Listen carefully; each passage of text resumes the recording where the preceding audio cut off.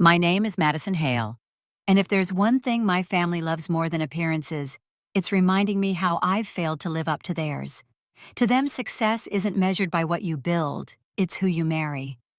At 33, I had everything they claimed to value: a career, a home, independence. But in their eyes, I was still incomplete, the daughter who dined alone, the one no man ever chose. When I got the invitation to my sister's wedding, I almost laughed. Not because she was getting married, but because of who she was marrying.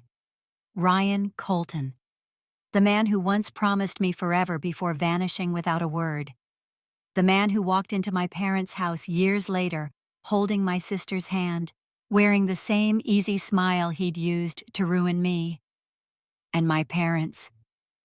They celebrated him like he'd been sent from heaven, pretending not to notice the way my chest tightened every time they said his name. They toasted to Emily and Ryan's perfect match and laughed at me for still being alone. That night I didn't argue. I smiled, raised my glass, and let them believe I was harmless. But silence isn't weakness, it's preparation. Because when the rain finally stopped and the wedding day arrived, I didn't show up alone. I walked into that room holding the hand of the last man any of them expected. And in that moment, the story they'd written for me began to burn. The first sound I heard that night was the rain hitting my windshield as I turned onto the familiar street where my parents lived. The same white porch light glowed through the drizzle, the same hydrangeas my mother had planted years ago, now overgrown along the walkway. I sat in the car for a moment, watching the lights inside flicker across the curtains. Through the window I could already see silhouettes moving, hear faint laughter. It had been months since I'd been home. Too long probably, but not long enough for them to miss me. When I stepped inside, the smell of roasted chicken and wine filled the air. My mother, Patricia, appeared from the kitchen in a pressed navy blouse, her hair perfectly set as always. She smiled, but it didn't reach her eyes. "Madison," she said, almost surprised, as if I had RSVP'd for the wrong night. "You made it just in time."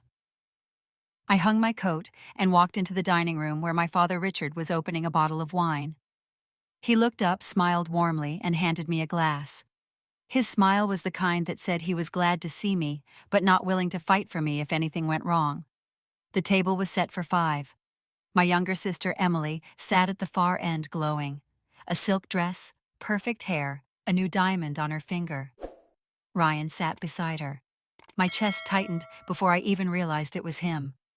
The last time I'd seen Ryan was 3 years ago, when he handed me that same diamond ring and promised forever. A week later, he disappeared, leaving nothing but a voicemail about needing time to think. Emily turned, beaming. "Maddie, we weren't sure you'd make it. You're always so busy in Seattle." Her voice was sugary, practiced.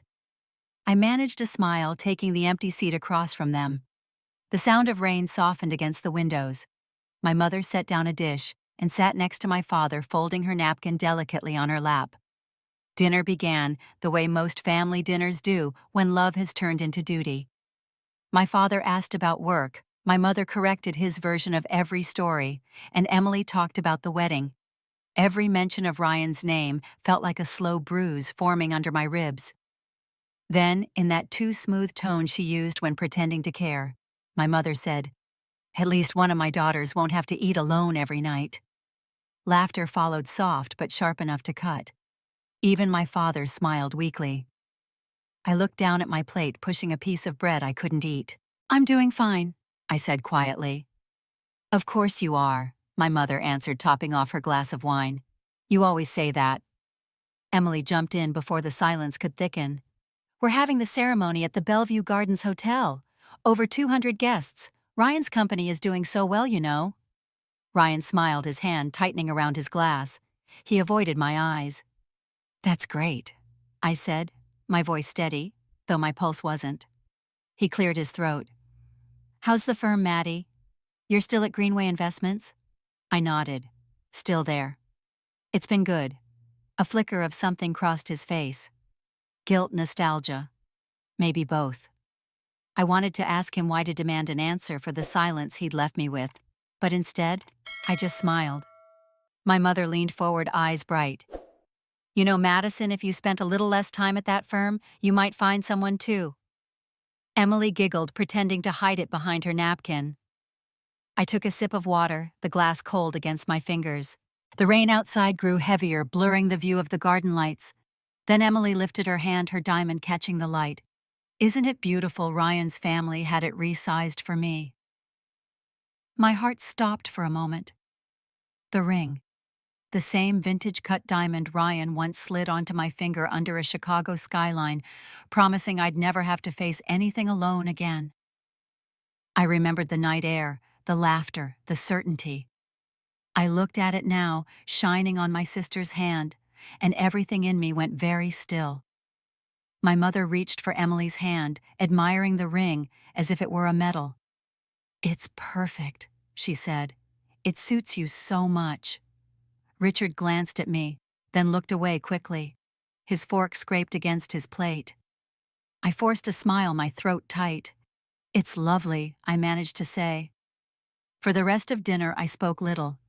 My mother told stories of Emily's engagement party, the new house Ryan had bought near Lake Oswego, the wedding planner from San Francisco. I nodded at all the right places, laughed when expected, and let my mind drift somewhere else entirely. Outside, the storm grew louder. Thunder rolled over the roof, a low, steady reminder that some things sound like warnings before they become disasters. When dessert came, I excused myself and stood by the window. The glass was cool, fogging slightly with each breath. Behind me, I could still hear my mother talking about flower arrangements and photographers. Emily's laughter rang clear, sweet, and oblivious. I turned and watched them, all this picture of a family I no longer recognized. My mother's perfect posture, my father's silence, my sister's shine. Ryan sitting where he didn't belong, pretending this had always been his place. Something inside me shifted, then quiet and certain. I realized I wasn't part of their story anymore. I was the outsider, the inconvenient reminder of something they'd rather forget. When I finally walked out into the rain that night, the cold hit me like clarity. I didn't look back at the house or the people inside it. Some endings don't need words. They just need silence long enough to make room for what comes next. By the time I reached Seattle, the rain had followed me north, clinging to the city like regret. My apartment felt colder than usual, the kind of quiet that hums after a family gathering where too many things were left unsaid. I tossed my keys onto the counter, shrugged off my coat, and stood by the window for a long time, watching headlights smear across the wet streets below. That night's dinner replayed in my head, on a loop, my mother's voice, Emily's ring, Ryan's face pretending I didn't exist. A week passed before the envelope arrived. Cream paper, gold foil lettering heavy enough to feel expensive. I knew what it was before I opened it. The handwriting was my mother's, the same elegant loops she used for every Christmas card. Inside lay the invitation, "Emily Hale and Ryan Colton request the honor of your presence." Beneath it, a smaller note written in blue ink, one line that cut cleaner than any insult she'd ever thrown my way. "Maybe bring someone so people don't think you're all alone." I stood in the kitchen holding it, the city light spilling across the counter. Something between laughter and disbelief escaped my throat. I read it again, slower this time, as if the words might change. They didn't. My mother's handwriting had always been neat, deliberate, like everything she did. Even her cruelty came beautifully packaged. I left the card on the counter and opened the fridge, took out a bottle of wine that had been there since last winter, poured a glass, and sat down. My hands shook just enough for the rim to tremble. 3 years ago, Ryan had handed me a ring and a folder of documents asking me to sign off as a temporary guarantor for a business loan. We were engaged, and I trusted him. A week later, he was gone. The loan never existed. What I signed had tied my name to his company, Colton Technologies, something I only discovered when a letter from the bank arrived months later. I cleaned up the mess quietly, paid what I could, called in favors, buried the humiliation. I told no one. And now he was marrying my sister. My parents either didn't know or didn't care. Maybe to them, this was proof that I had been the wrong choice all along. The responsible daughter, but never the right one. I picked up my phone and opened the message thread with my mother scrolled through months of silence. The last thing she'd sent me was a reminder to RSVP to Emily's engagement dinner. I had ignored it. I typed out a reply now, then deleted it. There were no words polite enough to mask what I really wanted to say. The following day, I met with a client downtown.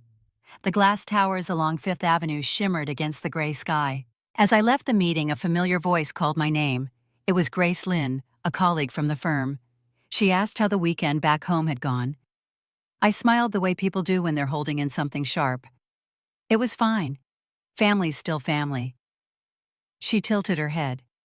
That bad? Worse, I said. My sister's marrying my ex. Her eyes widened. The one who disappeared? The same. She let out a low whistle. That's twisted. What are you going to do? I didn't know yet. But the idea of doing nothing suddenly felt unbearable. That night I came home to find the invitation still sitting on the counter. The rain had stopped, leaving the window streaked with silver trails. I picked up the envelope again, running my thumb over the embossed names.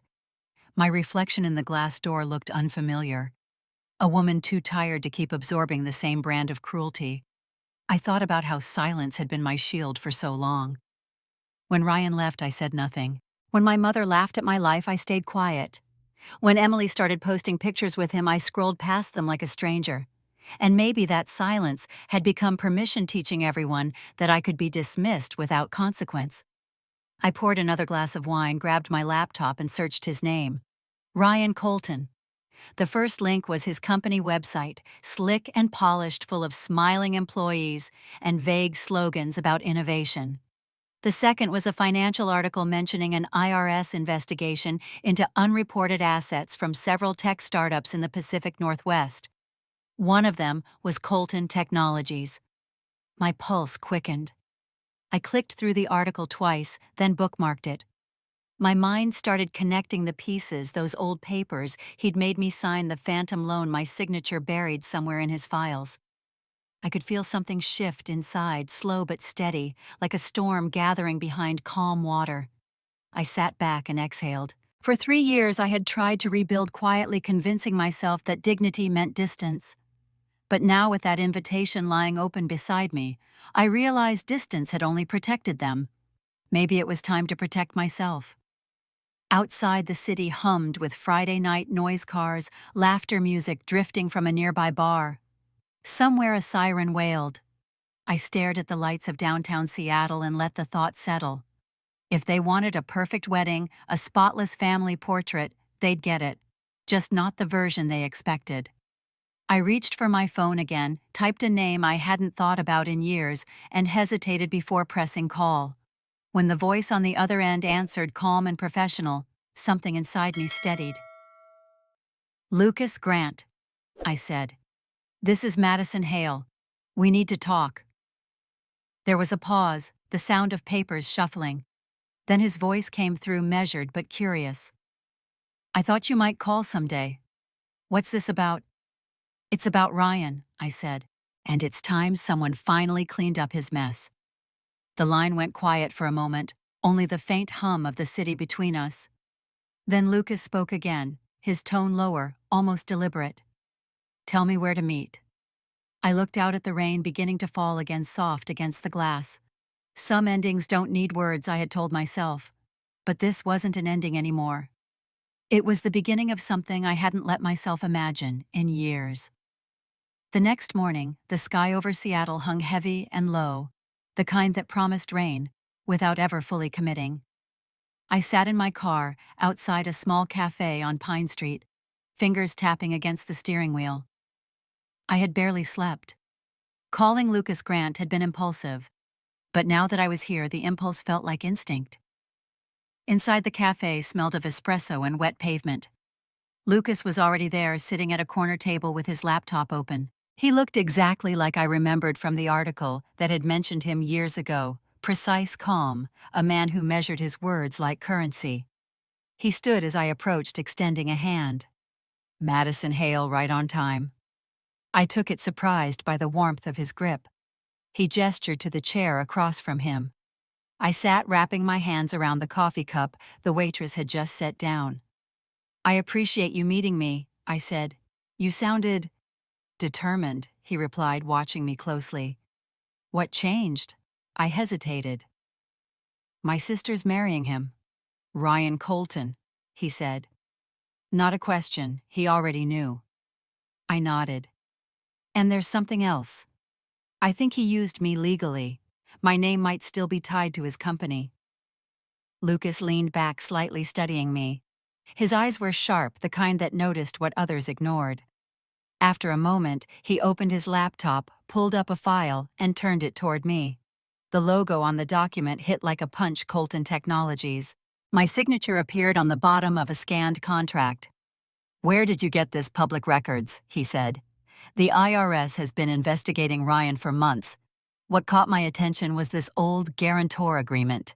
He used your name, your social security number, even your past employer's information. It's part of a shell company he used to shift funds offshore. My stomach tightened. So I'm implicated? Not directly. But if he moves money again, your name becomes part of the paper trail.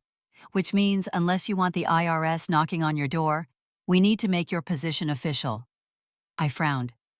Official how? He paused, measuring my reaction. The cleanest way for me to represent you without conflict of interest is through a civil partnership, a temporary marriage. It gives me access to financial protections and attorney-client privilege. It's unconventional but legal. I stared at him, caught between disbelief and curiosity. Marriage. To a man I had just met. That's insane, I said finally. He smiled faintly. Maybe, but effective. Look, Madison, I'm not suggesting anything personal. This is paperwork. You'd be protected, and I'd have the legal standing to keep your name off any charges. The idea sat in my chest like a weight. Somewhere in the corner, the barista changed the music to something slow and nostalgic. I stared into my coffee and said quietly, "Why are you doing this?" Because he said. After a long pause, Ryan Colton cost me my career. 3 years ago, I was leading an investigation into his company. He falsified emails that made it look like I leaked confidential documents. I lost my license for nearly a year before the truth came out. He walked away clean. Until now. He met my eyes. I'm not here for revenge. I'm here for justice. There's a difference. I believed him. Maybe because I heard something in his voice that sounded too familiar. The steady tone of someone who's already been broken once and refuses to let it happen again. I sat back. If we do this, what happens next? I handle the legal side. You live your life as usual. When the IRS calls, we make sure they know you're cooperating. And when the timing's right, we expose him publicly. Expose him how he smiled, the first real expression of emotion I'd seen from him. Let's just say if he's planning a wedding, that might be the perfect stage for a very different kind of announcement. For the first time in a long time, I felt something other than exhaustion. A strange, cautious spark. It wasn't excitement, it was control. The kind I hadn't felt since before Ryan disappeared. I took a slow breath. Suppose I say yes. What do we tell people? That we met through work? That it's recent but serious? People believe what they want to believe. And if this goes wrong, then we both go down, he said simply. But at least we won't go down quietly. He extended his hand again, the same calm, steady gesture as before. I stared at it for a long moment, then reached out and shook it. His skin was cool, his grip firm, the kind that promised no false comfort. We sat there in silence for a moment, the sound of rain starting up again against the windows. I thought of my mother's note, the ring on Emily's finger, the laughter around that dinner table. All of it suddenly felt like a prelude. I think he underestimates silence, I said. People like Ryan think quiet means powerless. Lucas nodded. Let him keep thinking that. Outside, a bus passed, spraying water across the curb. I looked through the fogged glass and saw my reflection, faintly mirrored beside his. Two people connected by the same name on a contract neither had wanted. When I finally stood to leave, Lucas closed his laptop and said, "I'll file the paperwork tomorrow. You'll get the documents to sign by Monday." "All right," I said. "I'll be ready." He walked me to the door, and for a second as I stepped into the gray drizzle, I glanced back. He was still watching, expression unreadable. The air smelled of rain and metal, sharp and clean. I felt the chill creep through my coat but didn't pull it tighter. There was clarity in the cold, the same kind I'd felt walking away from my parents' house. Only this time, it didn't feel like loss. It felt like the start of a reckoning I hadn't even known I was waiting for. The days that followed blurred into a quiet rhythm of precision. Work during the day meetings with Lucas after sunset. We met in places that didn't ask questions. Corner cafes, libraries, a bar near Pike Place that smelled of salt and old wood. He always arrived before me, laptop open, files organized, that same calm expression, hiding something sharper underneath. Each meeting started the same way. He'd slide his notes across the table and ask if I had heard anything new from Ryan or my family. I hadn't. My mother still called, not out of love but obligation. Every conversation turned to Emily's wedding, the venue, the flowers, the guests. She would pause just long enough before adding, "You'll help with the expenses, right? Everyone will expect that from you." At first, I wanted to say no, to hang up, but Lucas saw the opportunity before I did. If you transfer the money through his company, he said, it creates a verifiable link, something traceable. It won't hurt you legally, but it helps the investigation. So I agreed. 2 transfers. Small enough not to raise suspicion, large enough to matter. Each time I typed in the company's name, Colton Technologies, my stomach tightening with every keystroke. When I hit send, it felt like dropping stones into deep water, knowing the ripples would reach farther than I could see. Lucas kept me grounded. He handled communication with the IRS, coordinated with an agent named Nora Green, who worked on financial crimes. Sometimes he'd forward me parts of their reports, full of numbers and codes I barely understood. He'd summarize them for me, explaining how Ryan used fake vendors to funnel money into personal accounts. I listened, half in disbelief, half in awe of how much he already knew. Late one evening, we sat in a diner that smelled of burnt coffee and rain-soaked coats. Lucas had been quiet for most of the night, typing. Finally, he closed the laptop and looked at me. "They're ready to move," he said. "The warrant's been drafted. IRS will act once the last transfer clears. How long until that happens?" He checked his phone. "The day of the wedding. It's poetic in a way." I laughed softly. Karma likes good timing. He smiled at that, the faintest flicker of something warmer. We let the silence sit between us, comfortable this time. In the weeks that followed, we saw each other more often. What began as strategy turned into something closer to companionship. We talked less about Ryan, and more about everything else. I told him about my family, the constant comparisons, the dinners where I was praised for being useful, but never loved. He told me about his suspension, how it felt to have his name dragged through headlines, his career shredded by false accusations Ryan had orchestrated. He said it with the steadiness of someone who had already processed the pain, but not the injustice. There was something in his eyes I recognized too well, the look of someone who had learned to rebuild quietly. One night, after hours of reviewing documents, we walked along the waterfront. The air smelled of salt and cold steel. He asked me if I ever missed Ryan, not as a person, but as the idea of what could have been. "No," I said after thinking about it. "I miss the version of myself who still believed people like him couldn't hurt me." Lucas nodded slowly. "That version of you sounds trusting." "Naive," I corrected. "Trusting gets punished." He looked at me, then eyes steady. "Maybe. Or maybe trusting is what gets you through the punishment." I didn't answer. The sound of waves filled the space between us, soft and rhythmic. At work, life carried on. My boss, Evelyn Carter, noticed the change in me before I did. "You seem lighter," she said one afternoon. "Happier, even." I brushed it off, saying I was just catching up on sleep. She smiled knowingly. "Don't let anyone convince you your worth depends on who you bring to dinner." Her words lingered long after she left my office. For years, I'd let that lie define me.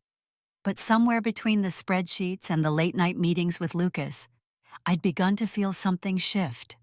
2 days before the wedding, my mother called again. She wanted to confirm the guest list, the seating arrangements, and most importantly, the check I promised. I told her it was already sent through Ryan's company. She sounded satisfied, her tone suddenly lighter. "Good girl," she said, and hung up. I sat there holding the phone, listening to the dial tone fade. That night, Lucas texted, "The surveillance order has been approved. They'll move when the funds clear." His next message came a few seconds later. "Day of the wedding will be the end point," I replied, letting my fingers hover over the screen before typing. Then let karma do its job. For the first time in years, I slept without waking up in the middle of the night. The morning before the wedding, I drove to a small bakery in Fremont, where Lucas and I had agreed to meet. He was already there reviewing final paperwork. He looked up as I sat down, eyes tired, but determined. "Everything's in motion," he said. "Once the agents confirm, it's out of our hands, and after that," I asked. He smiled faintly. "After that, you get your name back." I nodded, staring out the window at the quiet street. A young couple passed by, hand in hand, laughing at something only they could hear. For a brief moment, I wondered what peace might feel like once all of this was over. Lucas closed his laptop and leaned back. "You don't have to go to the wedding, you know. The agents can handle it." I met his eyes. "Oh, I'll be there. I want them to see me standing when everything else falls apart." He didn't argue. He just nodded as if he'd expected that answer all along. Outside, the wind picked up, carrying the smell of rain again. I watched the sky darken and thought about my mother's laughter, Emily's diamond ring, Ryan's polished lies. All of it had been noise. Now there was only clarity. Tomorrow would be the wedding. Tomorrow the reckoning would begin. By the time I drove into Portland, the sky had the dull silver tone of early spring. The air smelled faintly of wet cedar and exhaust, a mix that always reminded me of home. My parents' house looked the same as it had for decades. The porch paint slightly chipped, the flower beds trimmed too neatly. Everything arranged to appear better than it really was. I parked at the curb and sat for a moment, hands resting on the steering wheel, breathing in slowly before stepping out. Patricia opened the door before I could knock. Her face was composed polite, like she was greeting a neighbor, not her daughter. "You made it," she said. I nodded and handed her a box of wine I'd picked up on the way. She took it without looking at me. Inside, the house smelled of lemon cleaner and something sweet baking in the oven. Emily's voice floated from the kitchen, bright and practiced. "Madison, you're early. I was just showing Mom the new flower arrangements." Her smile was wide enough to hurt. She looked like a woman living in a magazine spread, every detail curated for admiration. I followed her to the dining room where stacks of invitations and ribbon samples covered the table. She gestured for me to sit. "You wouldn't believe how much work goes into one day," she said, almost breathless. "The Bellevue Gardens coordinator says this will be one of their biggest events this season." I murmured something neutral, tracing my fingers along the edge of the table. Patricia watched from the doorway, arms folded, eyes sharp. "Have you decided who you're bringing?" she asked finally. "You can't show up alone, Madison. People will talk." I smiled at her, slow and calm. "Don't worry, I won't be coming alone." She seemed satisfied, though suspicion flickered across her expression. Emily laughed lightly, oblivious. "Oh, you met someone.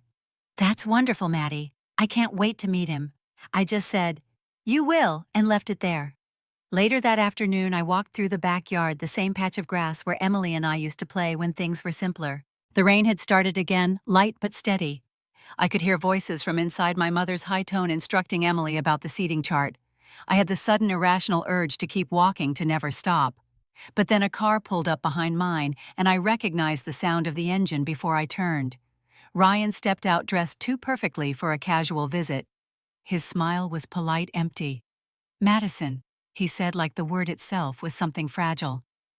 "It's been a while." 3 years, I answered. He nodded, shifting his weight. "I hope there's no bad blood." I was young, overwhelmed. Things got complicated. I looked at him, the same face that once made promises I thought were real.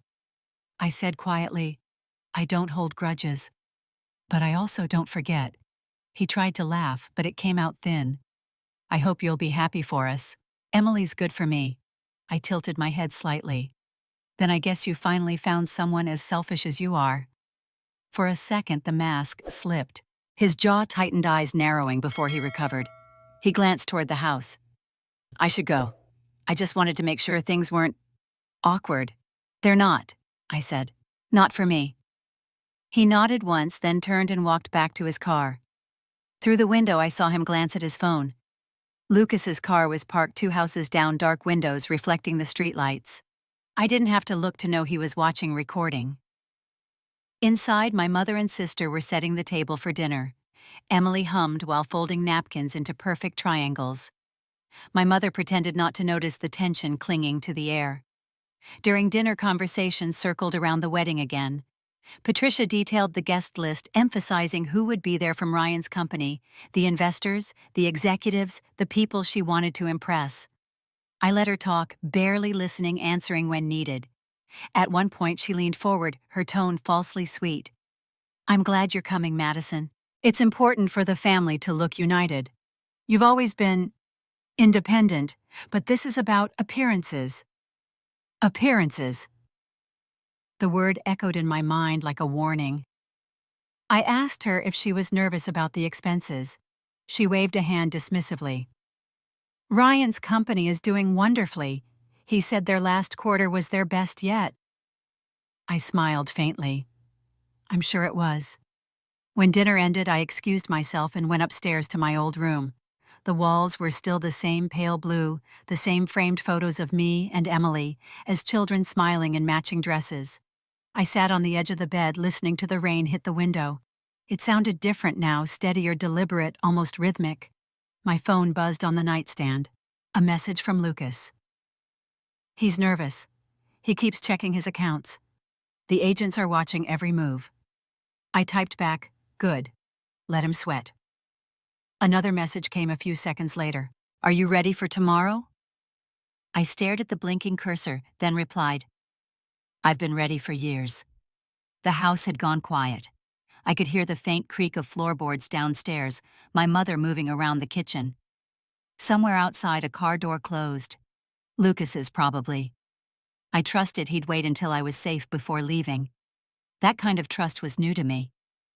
I lay back on the bed, staring at the ceiling. The hum of the rain blended with my heartbeat until they were one sound. My mind replayed Ryan's face, the careful way he'd chosen his words, the flash of irritation when I didn't flinch. For the first time, I realized he was scared. Lucas had once said, justice doesn't need noise. It just needs the right moment. Lying there in the quiet, I could feel it in the air, the sense that everything was about to shift. The storm wasn't coming anymore. It was already here, waiting just outside the door. The morning of the wedding arrived gray, and still the kind of sky that holds its breath before a storm. I woke early before the alarm, the silence of my childhood room pressing against me. Downstairs, I could already hear my mother moving around, giving orders, her voice sharp with excitement. The smell of coffee and perfume drifted up the stairs. For a few minutes, I stayed in bed, watching the pale light slip through the curtains. Then I got up, dressed, and packed my overnight bag. By noon, Lucas was waiting outside. He leaned against his car, dressed in a charcoal suit that fit him too perfectly to be coincidence. His calmness was the kind that came from preparation.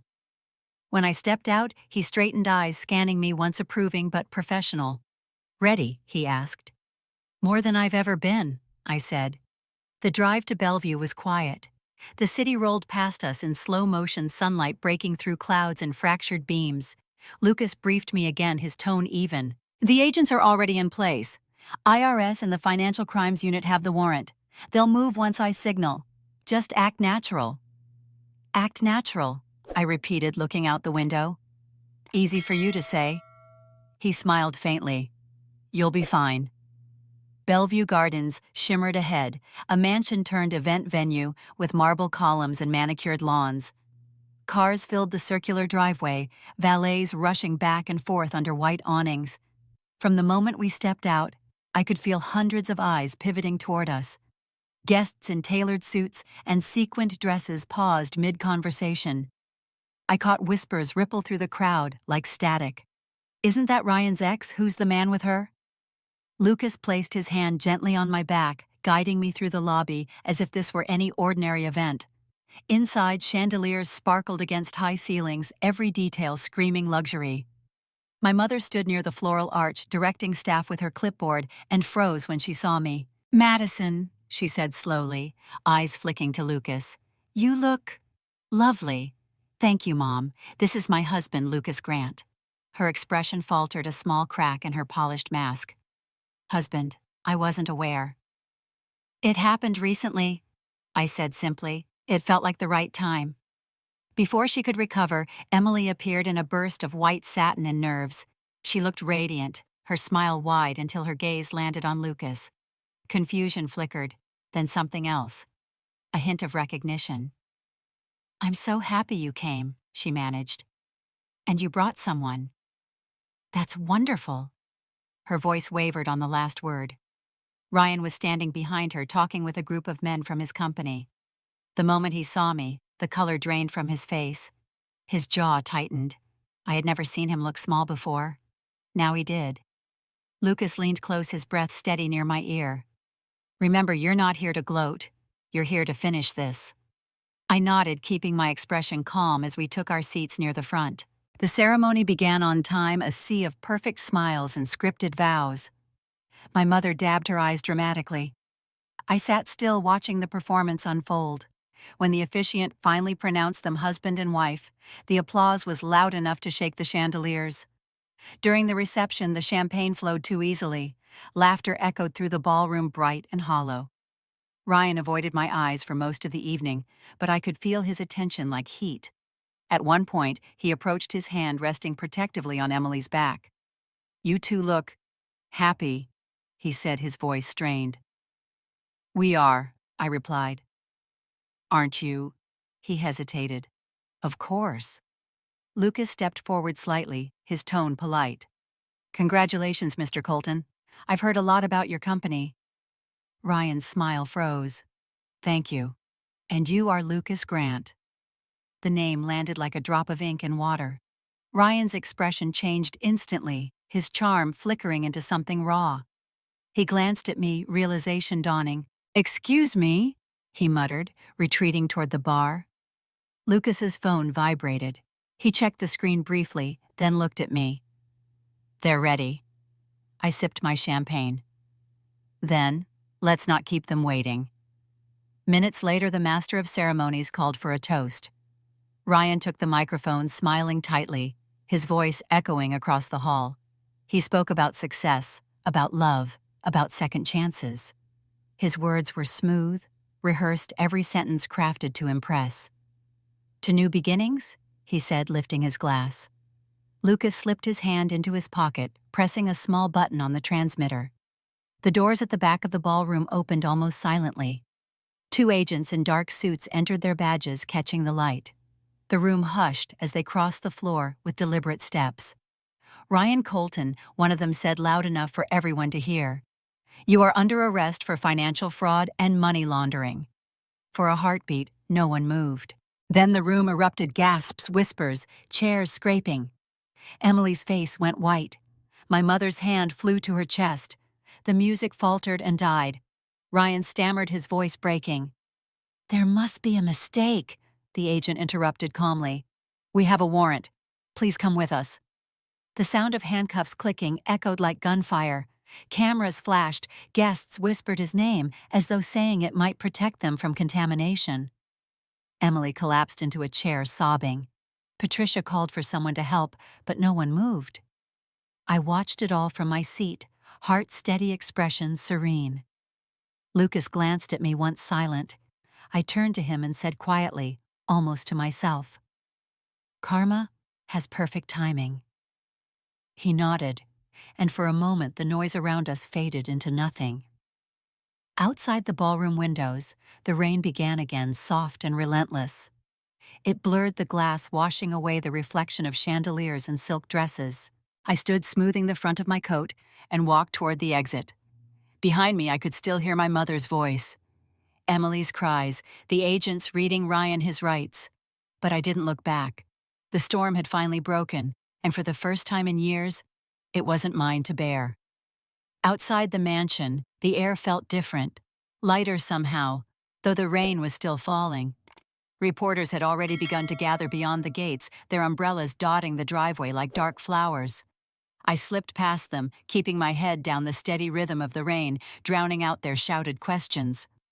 Lucas's car waited at the end of the gravel path, headlights glowing faintly through the mist. He opened the door as I approached, his expression unreadable. We didn't speak during the drive back to Seattle.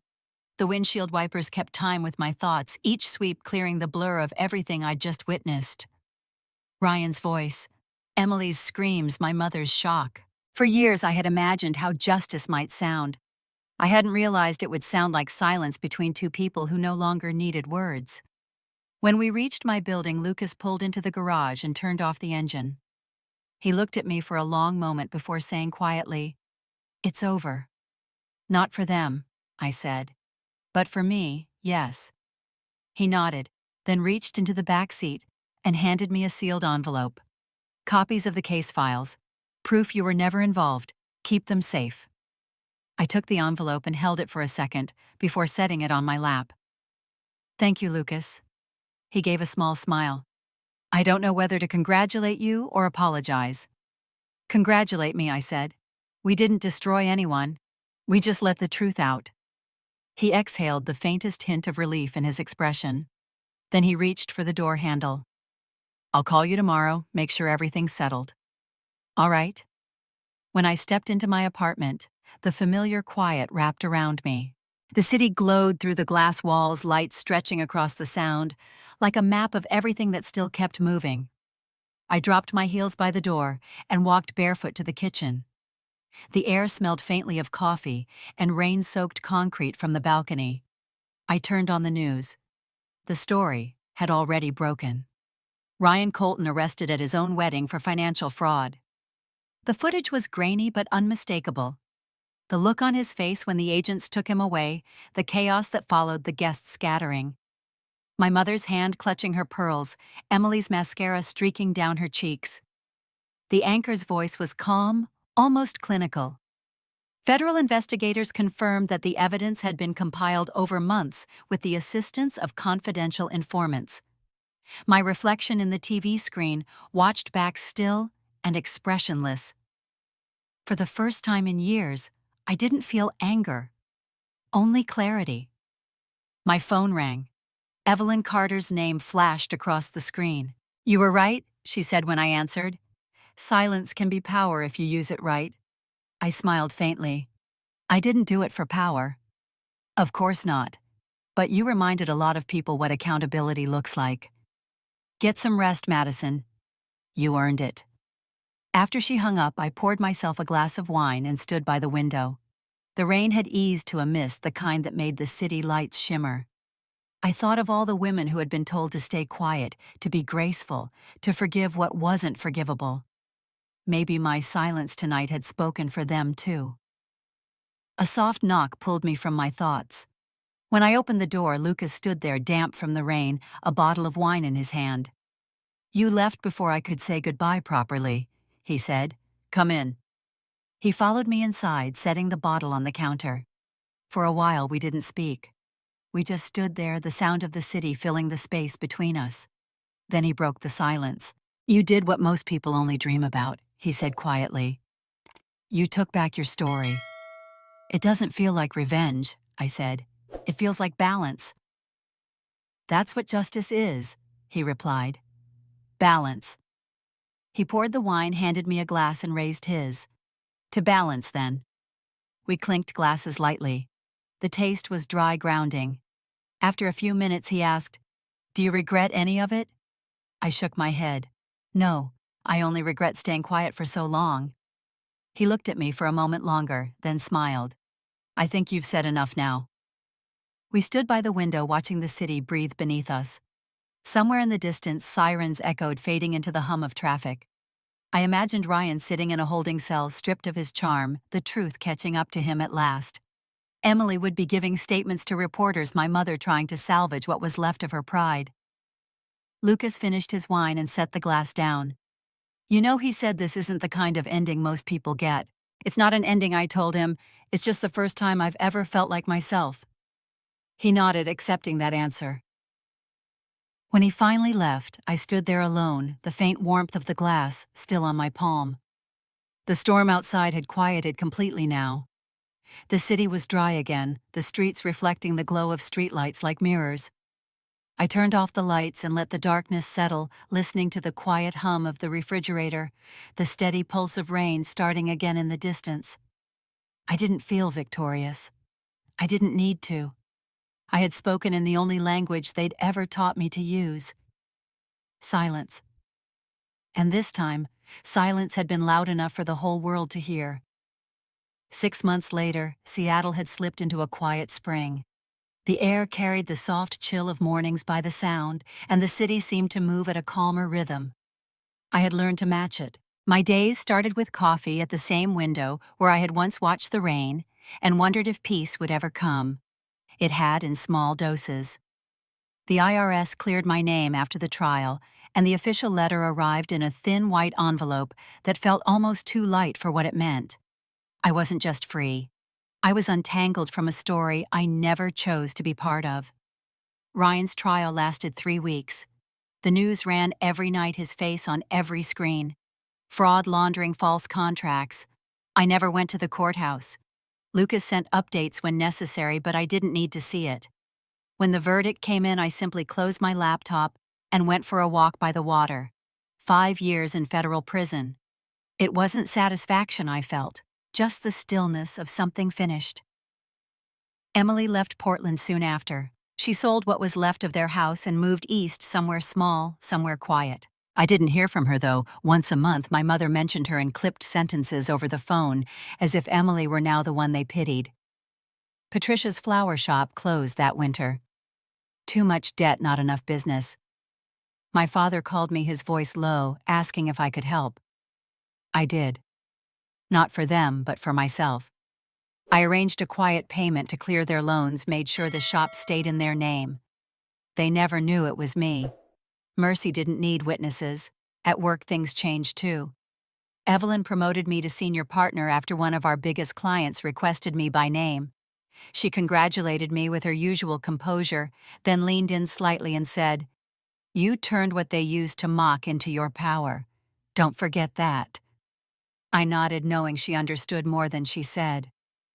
Lucas and I still saw each other less for business now, and more for the kind of calm that follows chaos. Sometimes we'd meet after work, sit on his balcony overlooking Lake Union and talk about everything but what had happened. He had his license back, his reputation restored. The world had stopped looking at him through the lens Ryan had painted. One evening in May, he showed up at my apartment with a paper bag of takeout and a smile that didn't need explanation. We ate in silence for a while, the city glowing outside. Then he reached into his jacket and pulled out a small box, setting it on the table between us. "Before you panic," he said, "it's not what you think." I raised an eyebrow, half laughing. "You're holding a ring box, Lucas." He smiled. "True. But I figured I should ask first. Would it be completely insane to make what we did look a little less like strategy and a little more like choice?" I looked at him, really looked, and realized how different this moment felt. There was no pressure, no performance, no audience. Just two people who had already faced the worst and still found room to trust again. "Let's make it real," I said. The small ceremony happened 2 weeks later. We rented a lakeside house near Kirkland, invited only a few close friends, including Evelyn and Grace. The air smelled of pine and salt, the late afternoon light turning the water gold. Lucas stood by the edge of the dock as I walked toward him, his tie slightly crooked, his smile steady. When it was done, there was no music, no applause, only the soft sound of waves against the wood and the quiet laughter of people who had stayed through every part of the storm. I remember standing with my shoes in my hand, the cold water lapping at my feet, thinking how strange it was that freedom could feel this simple. Later, as the guests left and the sun slipped behind the mountains, Lucas handed me a glass of wine and said, "You know, karma doesn't always end like this." I smiled. Maybe karma just needed a reminder of how to finish properly. We stood together on the dock, watching the sky turn indigo. The wind moved through the trees, carrying the faint scent of rain again. Seattle always brings the rain back, but this time it didn't feel like something to escape. It felt like renewal. When the last light faded, I sat alone for a moment, the lake calm and still. I thought of everything that had led here: my mother's laughter, the dinner table, silence, the sting of betrayal, the quiet nights planning every step with Lucas. None of it felt like anger anymore. It felt like a bridge I had already crossed. They used to laugh at me for being alone, but now I understood something they never would. I was never alone. I was just learning to stand in the kind of silence that builds strength instead of fear. I took a slow breath, the air cool against my skin, and let it out. Somewhere behind me, Lucas called my name, his voice soft, steady, familiar. I turned, smiling, the reflection of the water rippling across his face. For the first time in my life, I didn't feel like someone proving anything. I just felt whole. If you've ever been underestimated or told that your worth depends on who stands beside you, remember this: justice has its own timing, and peace is its reward. Sometimes all it takes is time, truth, and the courage to claim them both.